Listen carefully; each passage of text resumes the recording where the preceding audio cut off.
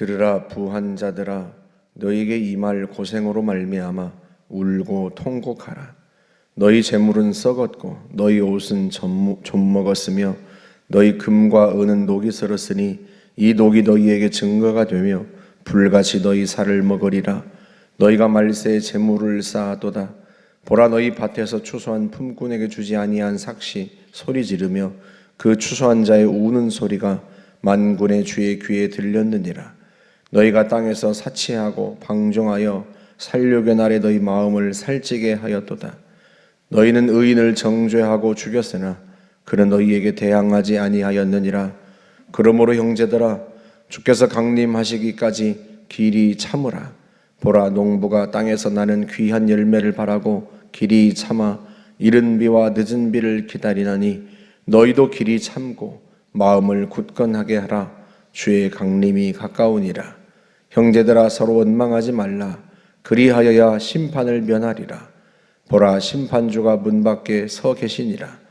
형제들아, 주의 이름으로 말한 선지자들을 고난과 오래 참음의 본으로 삼으라. 보라, 인내하는 자를 우리가 복되다 하나니 너희가 욥의 인내를 들었고 주께서 주신 결말을 보았거니와 주는 가장 자비하시고 긍휼히 여기시는 이시니라. 내 형제들아, 무엇보다도 맹세하지 말지니 하늘로나 땅으로나 아무 다른 것으로도 맹세하지 말고 오직 너희가 그렇다고 생각하는 것은 그렇다 하고 아니라고 생각하는 것은 아니라 하여 정죄받음을 면하라. 너희 중에 고난당하는 자가 있느냐? 그는 기도할 것이요 즐거워하는 자가 있느냐? 그는 찬송할지니라. 너희 중에 병든 자가 있느냐? 그는 교회의 장로들을 청할 것이요 그들은 주의 이름으로 기름을 바르며 그를 위하여 기도할지니라. 믿음의 기도는 병든 자를 구원하리니 주께서 그를 일으키시리라. 혹시 죄를 범하였을지라도 사하심을 받으리라. 그러므로 너희 죄를 서로 고백하며 병이 낫기를 위하여 서로 기도하라. 의인의 간구는 역사하는 힘이 큼이니라. 엘리야는 우리와 성정이 같은 사람이로되 그가 비가 오지 않기를 간절히 기도한즉 3년 6개월 동안 땅에 비가 오지 아니하고 다시 기도하니 하늘이 비를 주고 땅이 열매를 맺었느니라. 내 형제들아, 너희 중에 누가 미혹되어 진리를 떠난 자를 누가 돌아서게 하면 너희가 알 것은 죄인을 미혹된 길에서 돌아서게 하는 자가 그의 영혼을 사망에서 구원할 것이며 허다한 죄를 덮을 것임이라. 아멘. 마지막 5장은 부자들에 대한 경고로 시작해서 몇 가지의 권고를 성도들에게 합니다. 그래서 5장 1절에 보면 들으라 부한 자들아, 너희에게 이 말 고생으로 말미암아 울고 통곡하라.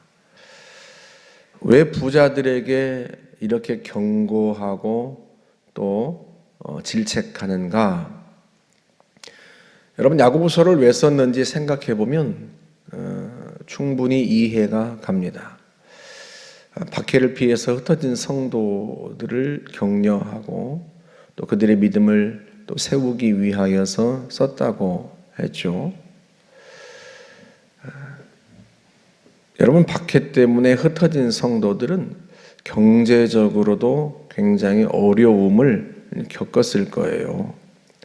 그래서 2장에서 가난한 자들을 차별하지 말라 하는 권면도 나오고, 또 형제가 또 춥고 굶주리고 헐벗었는데 그들을 돕지 않는다면 네 믿음이 진짜 믿음이냐, 혹시 그 믿음이 죽은 믿음 아니냐 하고 그렇게 경고했던 것도 사실은 가난한 성도들이 있었기 때문에 그렇단 말이죠.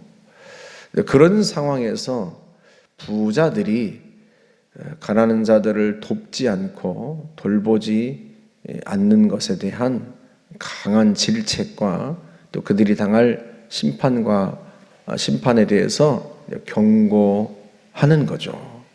그래서 2절에서 말씀합니다. 너희 재물은 썩었고 너희 옷은 좀 먹었으며 너희 금과 은은 녹이 슬었으니 이 녹이 너희에게 증거가 되며 너희 살을 불같이 너희 살을 먹으리라. 무슨 증거가 돼요? 너희가 말세 재물을 쌓았도다. 하나님이 주신 재물로 가난한 자들을 구제하고 돌보는 것이 아니라 그걸 그냥 쌓아둔 거예요. 그래서 하나님께서 너희들을 심판하시지 않겠느냐. 불이 모든 걸 태우듯이 너희의 재물을 다 태워버릴 것이고 너희의 육체까지도 불심판을 면하지 못할 것이다 하고 강력하게 경고합니다. 여러분 1장 27절 1장 마지막 절에서 경건, 진짜 경건, 참된 경건을 뭐라고 표현했어요? 하나님 앞에서 정결하고 더러움이 없는 경건은 고아와 과부를 그 환난 중에 돌보고 또 자기를 지켜 새 속에 물들지 아니하는 그것이니라. 새 속에 물들지 않고 하나님을 온전히 섬기는 것, 그 영적인 우리가 소위 말하는 영적인 신앙적인 건 앞서 뭘 말해요? 환난 중에 있는 어려움 중에 있는 고아와 과부를 돌보는 것. 고아와 과부는 단순히 고아나 과부를 돌보라는 의미가 아니라 성경에 나오는 고아나 과부는 가장 가난하고 힘없는 자의 대표입니다. 너희에게 믿음이 있다면 너희가 정말로 하나님을 사랑하고 그분과 친밀하고 경건하다 생각한다면 진짜 경건은 가난한 자를 어려움 중에서 돌보는 것이다. 그게 진짜 경건이다. 그렇게 얘기를 했었단 말이죠. 그러니 이 부자들에 대한 경고가 나오는 것은, 질책과 경고가 나오는 것은 어쩌면 당연한 일입니다. 어떤 성도들은 박해 때문에 흩어지고 그러다 보니 경제적으로도 굉장히 어려움을 당하고 궁핍한데 그런 성도들을 보면서도 돕지 않는다면 하나님이 너희를 불같이 심판하실 것이다 하고 경고하는 거죠. 심지어요, 어떤 부자들도 있었냐면 그 다음 4절에 보면 품꾼에 삭슬 주지 않는 그런 부자들도 있고요. 그 다음 5절에 보면 심지어 성도를 박해하는데 앞장서는 그런 부자들도 있었습니다. 이런 그 구절들을 보면 이게 교회 안에 있는 부자들에 대한 질책인가 싶을 정도로 혹시 이게 세상 부자들에 대한 경고가 아닐까 이렇게 생각이 들 정도죠. 그런데 여러분, 우리가 이미 고린도전서를 보았습니다만 고린도전서 5장 1절에서 그 당시에 성도 중에 자기 계모하고 잠자리를 같이 하는 그런 성도도 있었단 말이죠. 세상 사람들도 하지 않는 그런 행동을 하는 성도도 있었던 것으로 보아서 교회 안에 있는 예수를 믿는다고 하면서 그러면서도 심지어 자기의 부를 잃지 않고자 해서 성도를 박해하는 데 넘겨주는 그런 사람, 그런 부자가 왜 없겠습니까? 그런 부자가 있죠. 그래서 경고하는 거예요. 그래서 그러면서 무슨 말을 해요? 주님이 재림하신다. 주님이. 그래서 7절에서 이렇게 말씀하죠. 그러므로 형제들아, 주의 강림이 가까우다. 주님이 주의 강림이 가깝다. 주님이 곧 오신다. 주께서 강림하시기까지 길이 참으라. 보라, 농부가 땅에서 나는 귀한 열매를 바라고 길이 참고 이른 비와 늦은 비를 기다리나니 너희도 길이 참고 마음을 굳건하게 하라. 주의 강림이 가까우니라. 주님이 곧 재림하신다는 거예요. 그러니 세상에서 부를 축적하고 부를 쌓고 그 부를 지키는데 열심을 내지 말고 오히려 주님이 재림하실 것을 기다려라. 농부도 참고 기다리는 사람이잖아요. 봄에 씨를 뿌리면 가을에 열매를 추수할 것을 기다리면서 하나님이 이른 비와 늦은 비를 내려주시기를 기다린단 말이죠. 여러분, 이스라엘은 우리와 기후가 달라서 건기와 우기가 뚜렷해요. 그래서 우기가 10월부터 시작됩니다. 9월부터 비가 내리기 시작하고 우기가 본격적으로 10월부터 이제 그다음 3월까지가 이제 우기인데, 비가 9월쯤에 내려주어야 밀과 보리를 파종할 수가 있어요. 왜냐하면 그전 6개월은 4월부터 9월까지는 비가 아예 안 오거든요. 그러니 우기가 시작되는 이제 9월쯤에 내리는 비, 10월 우기가 본격적인 우기가 되기 전에 먼저 9월쯤에 내리는 비를 이른 비라고 그래요. 먼저 온 비, 우기가 시작되기 전에 먼저 온 비에서 이른 비라고 합니다. 늦은 비는 3월쯤 지나서 4월쯤에 마지막에 내리는 비를 늦은 비라고 해요. 농부가 파종하기 위해서 이른 비를 기다리고 마지막 추수 앞에 두고 늦은 비를 기다리는, 그처럼 너희도 기다려라. 무엇을? 주님의 강림을 기다려라. 세상에 부를 쌓고 그걸 지키기 위해서 어리석은 행동들을 하지 말고 오히려 너희의 부로 가난한 자들을 구제하고 너희가 주님을 기다려라. 주님을. 주의 강림이 가깝다. 주님이 곧 다시 오신다. 세상에 소망을 두지 말고 다시 오실 주님께 소망을 두고 그 주님을 기다려야지. 세상에서 천년만년 살 것처럼 부를 축적하고 쌓아두고 심지어 불의를 행하는 어리석은 자가 되지 마라 하고 권면을 합니다. 반면에 고난 당하는 자들에게 하는 권면도 같습니다. 여러분, 그 10절에 보면 형제들아 주의 이름으로 말한 선지자들을 고난과 오래 참음의 본으로 삼으라 하고 이야기를 하죠.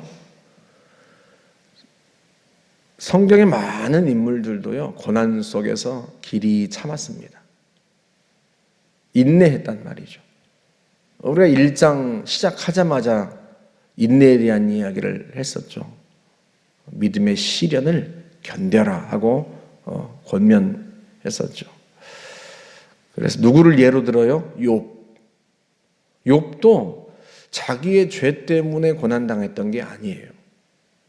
알 수 없는 이유 때문에 그가 고난을 당했단 말이죠. 의로운 자가 당하는 고난의 대표적인 인물이 욥입니다. 너희가 욥의 인내를 들었고 그의 주께서 주신 결말을 보지 않았느냐. 주님께서 그가 고난 중에 하나님께 범죄하지 않고 참고 견딘 것을 의롭게 여기시고 그의 모든 고난을 거두시고 그에게 복을 주십니다. 그처럼 너희도 고난 중에 견뎌라 하고 말씀합니다. 그러면서 너희 중에 고난 당하는 자가 있느냐? 어떻게 하라고 해요? 그는 기도할 것이요. 즐거워하는 자가 있느냐? 찬송할지니라. 고난 당하는 자가 있느냐? 그러면 어떻게 하라? 기도해라. 기도. 하나님이 그 기도를 들으신다는 거예요. 너희 중에 병든 자가 있느냐? 그는 교회 장로들을 청할 것이요. 그들은 주의 이름으로 기름을 바르며 그를 위하여 기도할지니라. 병든 자도 마찬가지예요. 기도하여라. 혼자 힘으로 기도하기 힘들면 교회 지도자들을, 장로들을, 목회자들을 기도해달라고 불러라. 그러면 그들이 주님의 이름으로 기름을 바르며 기도할 것이다. 그때는 뭐 지금처럼 뭐 약과 의술이 발달했던 때가 아니니까요. 올리브 기름을 바르면서 주님이 치유해 주시기를 기도했단 말이죠. 실제로 그게 상처를 치료하는 약으로도 쓰이고요. 그래서 누가복음 10장에 보면 선한 사마리아인의 비유에서 그 강도 만난 사람에게 그 사마리아인이 기름을 바르고 상처에 포도주를 붓고 소독하고 그런 장면이 나오지 않습니까? 그래서 주의 이름으로 기름을 바르며 기도하라. 그 기름이라고 하는 것이 또 성령의 기름을 의미하기도 하고요. 단순히 그 올리브 기름이 병을 낫게 한다 그런 의미가 아니라 성령의 기름을 주님께서 부어주셔서 이 사람을 주의 이름으로 치유해 주십시오 하는 그 믿음의 고백을 행동으로 보이면서 그렇게 기도하는 거란 말이죠. 믿음의 기도는 병든 자를 일으키리라 하고 말씀을 합니다.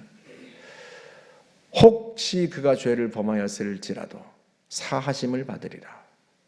혹시 그가 앓고 있는 그 병이 죄 때문에 하나님이 주신 벌이라면 하나님께서 그 장로들의 기도를 들으시고 지도자들의 기도를 들으시고 그의 죄를 사하여 줄 것이다.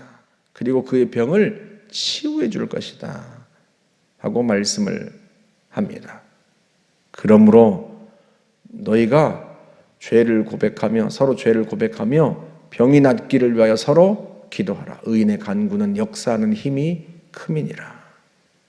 서로 죄를 고백하고 그리고 서로 기도하여라. 그러면 하나님께서 들어주신다. 의인의 간구는 하나님께서 반드시 들어주신다. 어떤 의로운 일을 해야 의인이라기보다는 죄사함을 받은 사람, 주님을 믿는 사람, 그 사람이 의인이에요. 하나님께 죄를 고백하고 은혜를 구하는 사람, 그게 의인입니다. 그 의인의 간구는 역사하는 힘이 크다는 거예요.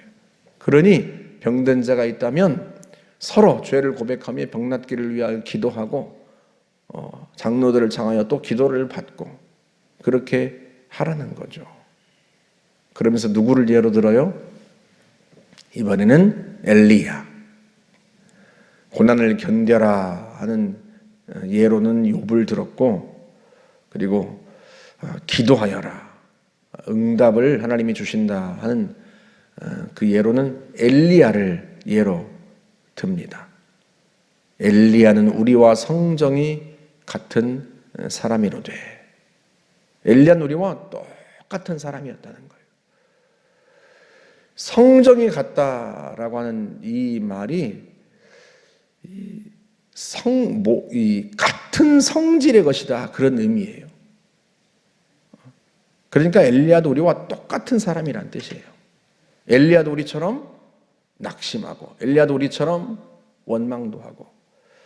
여러분 엘리야가 로뎀나무 아래 누워가지고 차라리 나를 죽여주십시오 하고 낙심이 되어서 그러기도 하고 호렙산에서 하나님 앞에 나만 남았습니다 하고 하나님을 원망하기도 하고 내가 열심히 특심인데 나만 남았잖아요 하고 하나님께 따지기도 하고 원망도 하고 우리와 똑같이 우리와 다르지 않은 사람이란 말이죠.